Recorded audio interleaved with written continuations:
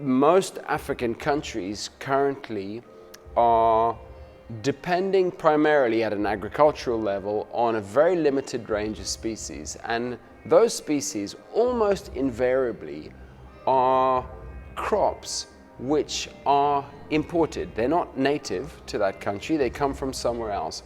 And if they come from somewhere else, you can bet that somebody somewhere else can grow them bigger, better, more efficiently than you can.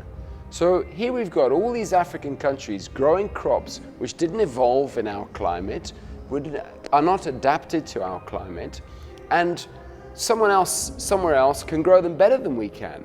To me, it seems like that's just a disaster.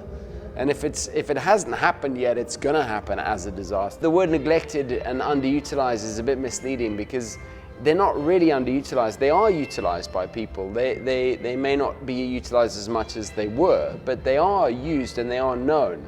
The thing is that they're not marketed in the way that a more conventional utilized crop would be, and that's really the difference.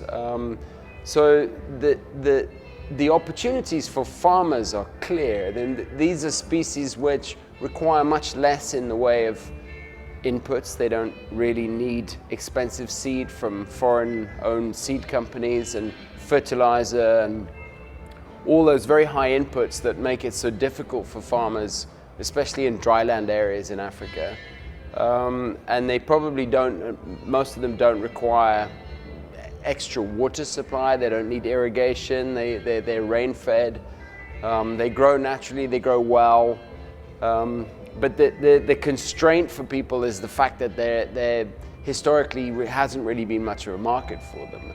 And the challenge for us is to try to turn these into marketable products, where farmers can grow them and know that in the process of doing so, they can actually earn a living, as well as get extra nutrition, food, whatever.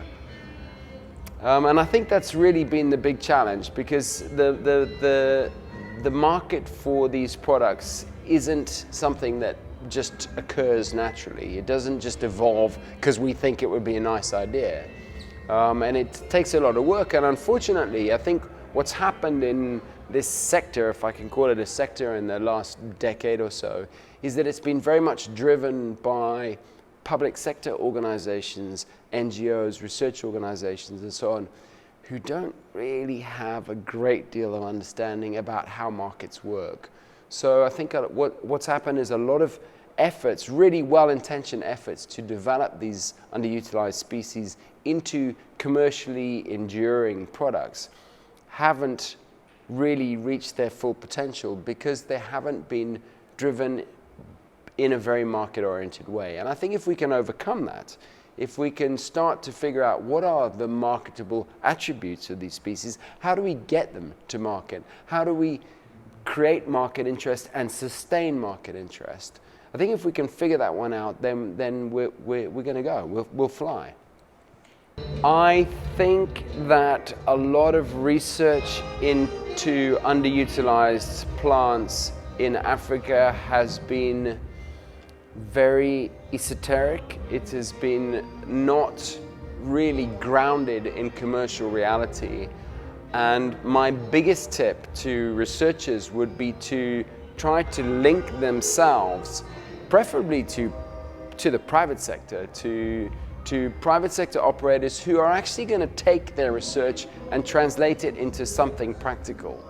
Because otherwise it's just going to end up on a shelf somewhere and it's not going to do any good.